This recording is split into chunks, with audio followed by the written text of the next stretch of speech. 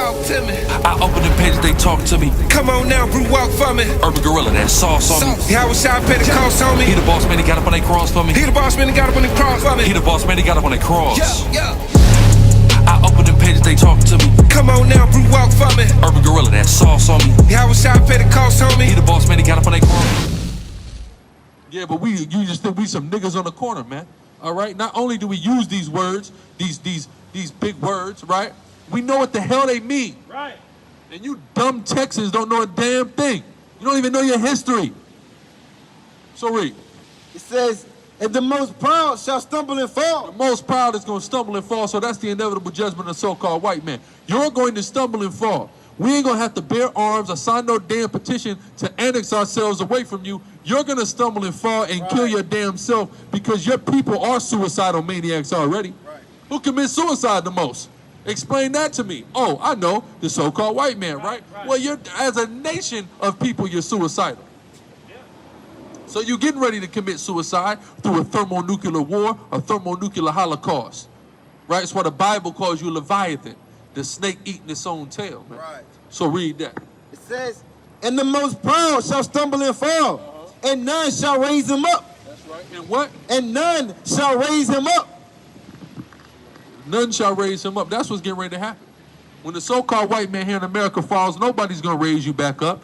There's not a flag that's going to rise from the ashes with burnt edges and fly again in America. It ain't going to be like that dumbass 9/11 scene. You're just going to be stubble from sea to shining sea. Right. Simple as that. Read on. And I will kindle a fire in his cities. That's right. The Most High going to do what? Kindle a fire in his cities. How is God going to kindle a fire in the cities of America? He's going to do it through Vladimir Putin. That's right. Through Kim Jong-un, right? He's going to do it through Russia, through North Korea. If it's not Vlad or Kim Jong-un, it's going to be whoever their successors are. Right. But according to prophecy, Russia and its allies are going to waste America, man. Are going to kindle fire in America through thermonuclear missiles, man.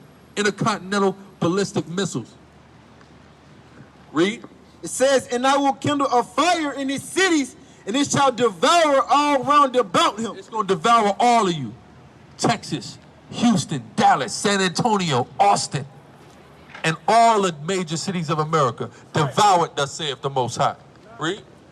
I got appreciate it. It's the book of Isaiah chapter 14, verse 13. For thou hast said in thine heart, I will ascend into heaven. I will exalt my throne above the stars of God. You done exalt your throne above us, right? Then you done created a fake-ass NASA program in Houston, another evil that you could add to the list of the evils of the state of Texas, right? That fake NASA program, and your whole concept is to try to exalt yourself and be like God, man. Most High God is not taken lightly to this, to the exaltation of yourself, you devils. Read. It says, I will sit also upon the mount of the congregation in the sides of the north. I will ascend above the heights of the clouds. That's what you think you're doing. You're going to ascend above the heights of the clouds, right, Reed? I will be like the Most High. That's what you think you are. You think you're like the Most High, you damn devil. You have a God complex. Read.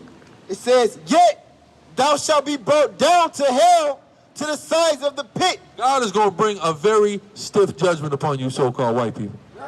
He's going to bring you down to the pit. That's the grave. That's what hell really is. You lying in a damn pine box, man. But really, you ain't even going to get dignified with a burial.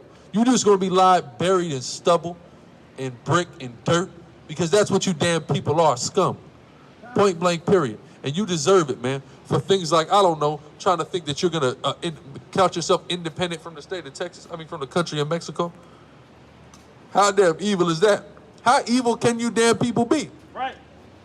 You damn devils, man.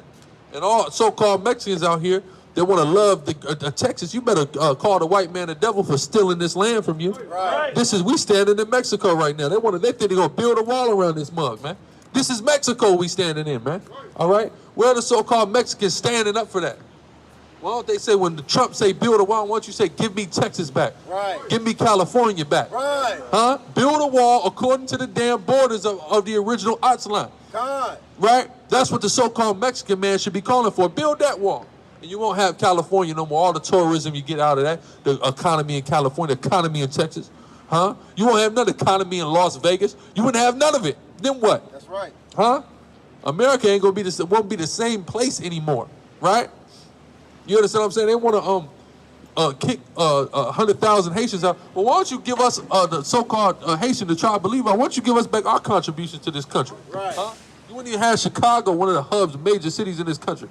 Who founded Chicago? A so-called Haitian man, right? If you didn't have us whooping the French asses would enable something called the Louisiana Purchase, man. Right, huh? What's the you know how much land y'all got from Louisiana Purchase? How about Louisiana down there all the way back west? Huh? So between Robin, Issachar, and Levi doing what we did, everything west of the Mississippi, you wouldn't even have, man. You understand that? You damn devils got a lot to pay for. I'm gonna tell you that now. Right. Most High God, he ain't gonna take lightly to this, man. He gonna rain down a rightful, monumental, unprecedented judgment on this whore America, man. Right. All right? Go ahead. Verse 16. They that see thee shall narrowly look upon thee. Shall what? Narrowly look upon thee. Look at you like, damn. Right? Read. And consider thee, saying, is this the man? Is this who? The man. Right, this ain't talking about Satan. Is this the man, the white man? Is this the man, read? Is this the man that made the earth to tremble? Is this the man that done went around the earth and dropped Hiroshima and Nagasaki? Right. Drone attacks, missiles, all throughout the Middle East. Came with a battering ram in a home, South Central Los Angeles. Police brutality, gunning niggas there. Is this the man? Right. Read. Is this the man that made the earth to tremble? That did shake kingdoms? That made the world as a wilderness? How'd he do that? Through dropping bombs on cities. Take a look at Hiroshima and Nagasaki. Read.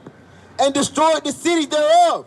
That opened not the house of his prisoners. They kept so-called blacks, Hispanics, and Native Indians in captivity. That's what it means when they say, open not the house of the prisoners. It kept blacks, Hispanics, and Native Indians in captivity. Right. Read. It says, that opened not the house of his prisoners, all the kings of the nations, even all of them lie in glory, every one in his own house. What does that mean? Everybody gonna be able to go back to their own land after the 1,000-year captivity. We're gonna put them in under Christ, right? Everybody, except who? It says, but thou art cast out of thy grave. That's the white man. He ain't gonna be able to go back to his house, go back to his land. Huh? He gonna be burnt forever after 1,000 years of captivity. Read. Ain't no salvation in that, man. Read. But thou art cast out of thy grave like an abominable branch. Because that's who you are, you damn devils. Right. You are abominable branches. Read. And as the raiment of those that are slain, thrust through with a sword, that go down to the stones of the pit, and as a carcass trodden underfoot, thou shalt not be joined with them in burial. You're not going to be laid to rest with the other nations. You're going to be cast out. Read. Because thou hast destroyed thy land and slain thy people. See that? That's all they do. Destroy land and kill people. That's what they do. So the Most High God is not going to take lightly and kindly to that. Go ahead, get the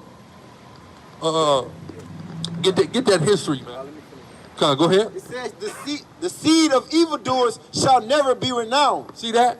So the white man think he renowned now, but guess what? The Most High God is going to put you in your damn proper place, which is down. Right. On your damn knees, facing the dirt, like the scum you are. Right. That's what all you so-called white people deserve. Thus saith the Most High God. Right. I understand you think you believe in God, but you don't believe in the God of this Bible. If you did, you open it up and find out he looked at you as scum and he's planning your utter extermination. That's right. Understand that. That is the future of all so-called white people. Right. So get ready. Read. You better go in Neiman's and max them damn cards out. Because it's all getting ready to, it's all, what do they say, white power? Of course. Of course. We understand. We understand you about white power. The Most High God is going to destroy white power. Right.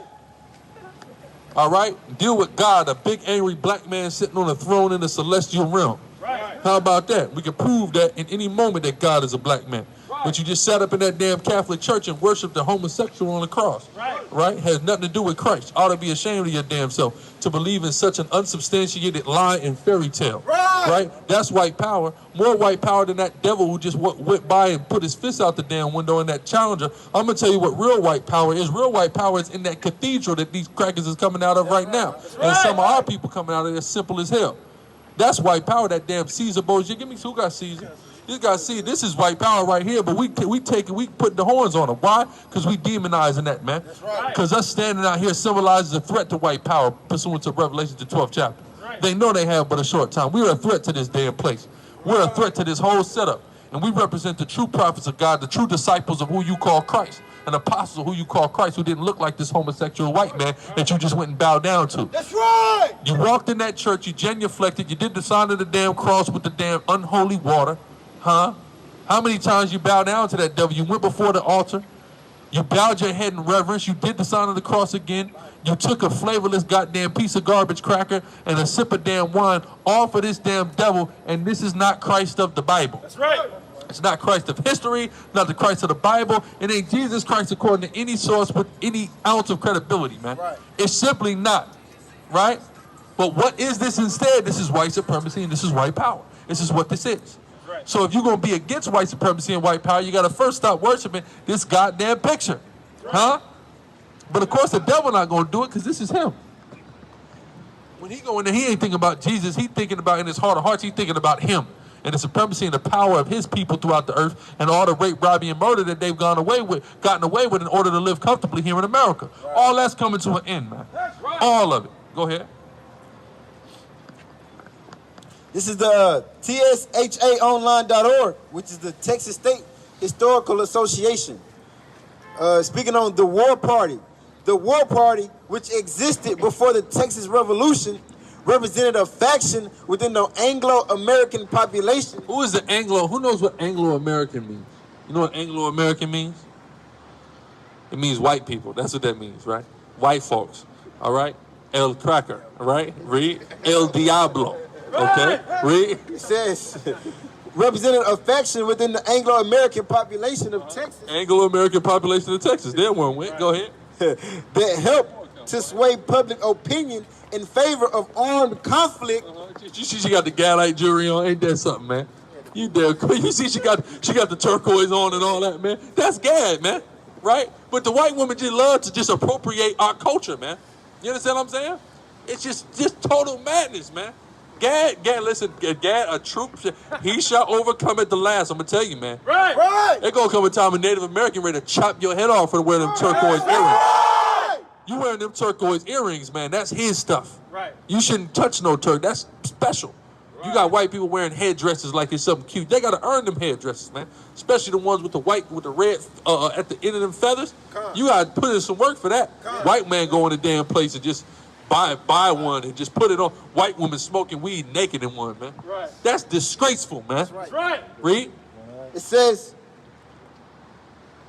within the Anglo-American population of Texas, that helped to sway public opinion in favor of armed conflict. You see that? That helped to sway public opinion. Y'all got a problem with what we're doing? Guess what? White people did this in order for Texas to be a part of America. That's right. They went out and they tried to sway public opinion and they tried to get people that lived in Texas to turn against Mexico, the country that it belonged to at that time. Right. But we're monsters and we're animals.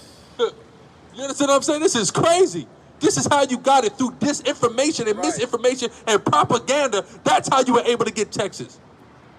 Damn devils. Read. Right. That helped to sway public opinion in favor of armed conflict. See, and this was funny, man. When you deal with America being Babylon, right?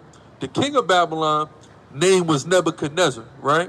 So when you deal with Nebuchadnezzar, the prefix that name is predicated upon is the deity that he followed, right? Which is Nebu. Nebu was the god of literary works and paperwork and reading books and all that type of stuff, right? So that's how they operate. That's why they personify Babylon, because that's how they operate, and that's the #1 place where they operate their war from a propaganda machine.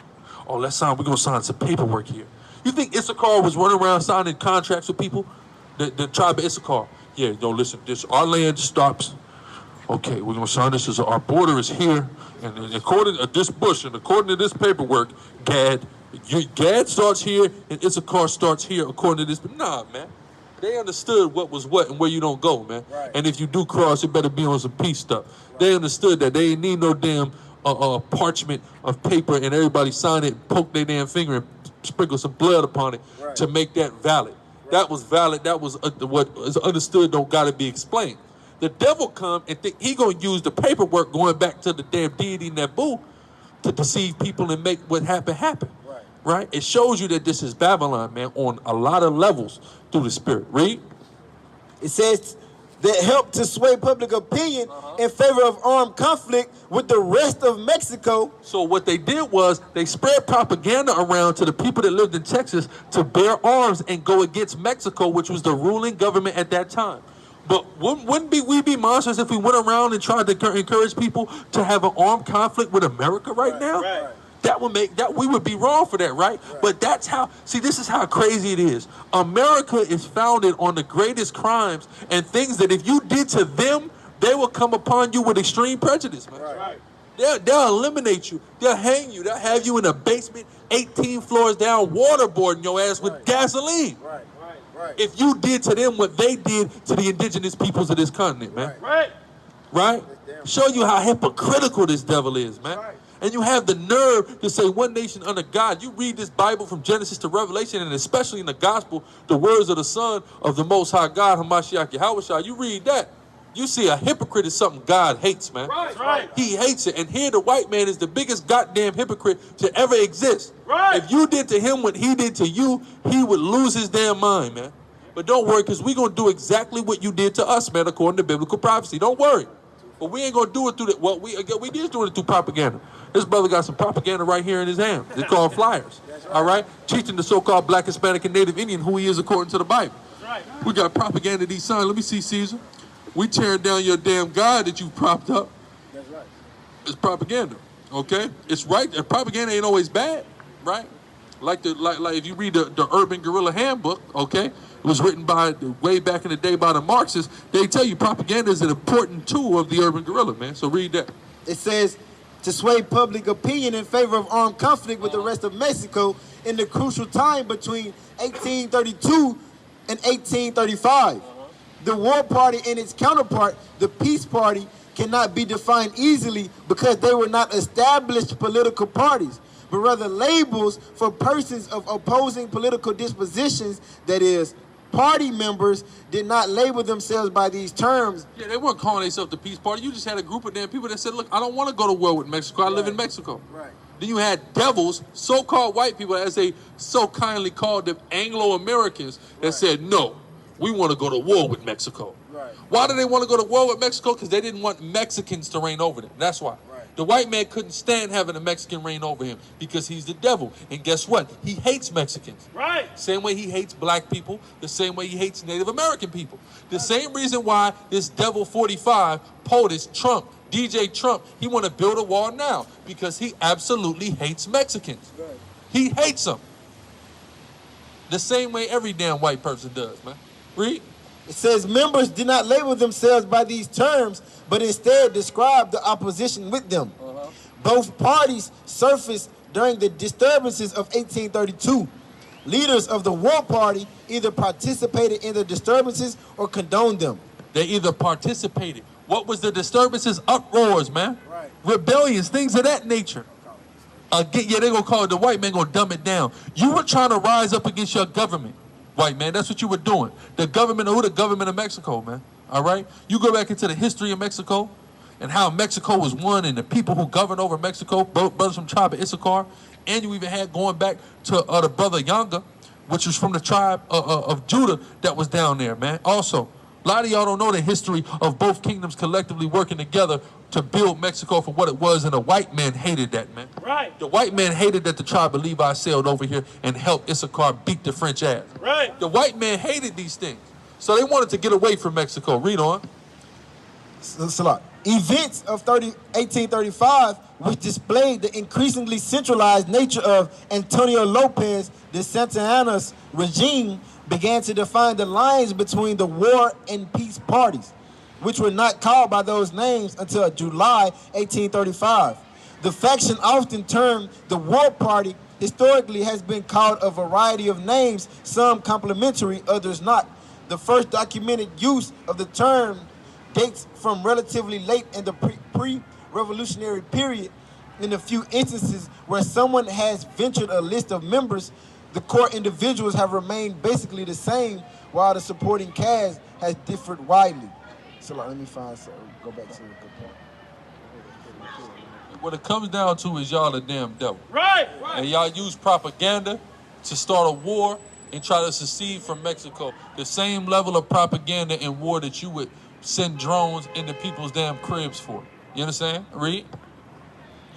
It says, it is fair to state that the land speculations predisposed the populace to ignore the cries of the war party as those of speculators attempting to protect their dubious claims. The earliest document that has been found to contain the name war party is a July 25th, 1835 letter from James H.C. Miller to J.W. Smith, which suggests the arrest of the prominent leaders, reporting, all here is in a train for peace. The war and speculating parties are entirely put down. You see that? They said, so the white man said, listen, the white man that didn't want no problem said, look, we got to lock these devils up. If we don't do it, these Mexicans, they going to kill us, man. That's how they said, man. Because you have some white people, some of them are timid, right? You go to jail, you see this. All right, timid devils. Because why is too many blacks and Mexicans in there? They get scared, right? Read. One of its leaders noted many years later, there was a small party in Texas ready to make the most of any occasion for friction with Mexico. You see that? For any occasion. They wanted friction, man. They wanted problems. They hated Mexicans. That's what they came down to, man. All right? That's what the founders of Texas did. They hated Mexicans. Guess what? Texas wouldn't exist if there wasn't white people that hated Mexicans enough to make it exist. Right. That's the level of hatred. So when you see DJ Trump, you got to understand, he's not nothing new. There is no state of Texas without white people hating the so-called Mexican. Absolutely, positively, no state of Texas. That's what has to be understood. Read on. It says, this was part of his effort to prove that the war party was not all politicians. Here's the crazy thing, right? They tell us you can't get anywhere with hate. You can't defeat hate with hate, right? Well, wait a minute. The biggest state in this country was evidently gotten by hate. Right. Right? Not let alone every other state in this country, but the greatest, let's just start, the biggest state, good old Texas, right? So you mean to tell me hate can get you Texas? Look like to me hate get you a long damn way. Yeah, stop telling me to hate. Hate seems like it's profitable, man. Right? Read on. It says, this was part of his effort to prove that the war party was not all politicians and professional men who lived in towns, but included a sizable number of farmers. Yeah, the crackers on the farm, man. You know, with the straw hat, the piece of damn wheat in their damn gums, right? They hated Issachar too. They hated the so-called Mexican man too. Read. It says the following individuals implicated themselves as leaders of the war party by word or deed in agitation for action against the Mexican government. See that? That's what the so-called white man did when he was here in Mexico. He was being an unruly Mexican citizen, and he was agitating the Mexican government. This is how you got Texas to be. Through you damn white people doing what you do and starting trouble everywhere you go. But I thought we were the troublemakers. I thought we were no good. Huh? I thought we were the hoodlums and criminals.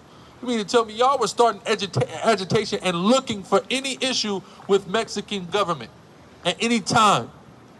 That's madness, man. But we're so bad. Read.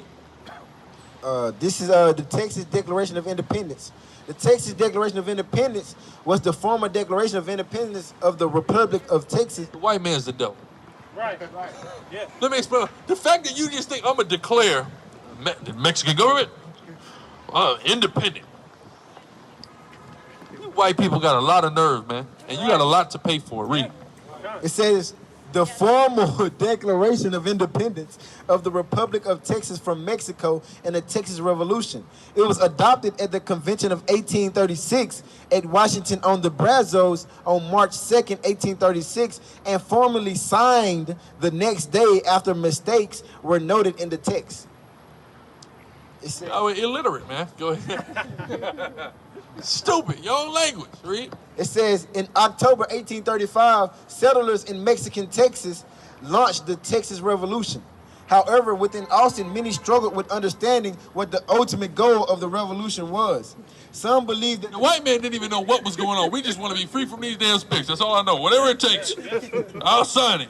They don't even know what the point is, right? Read. Some believe that the goal should be total independence from Mexico, while others sought the re-implementation. Get on praise Yahweh Shem Yahweh Shai. Kwame Asherallah. Shalom.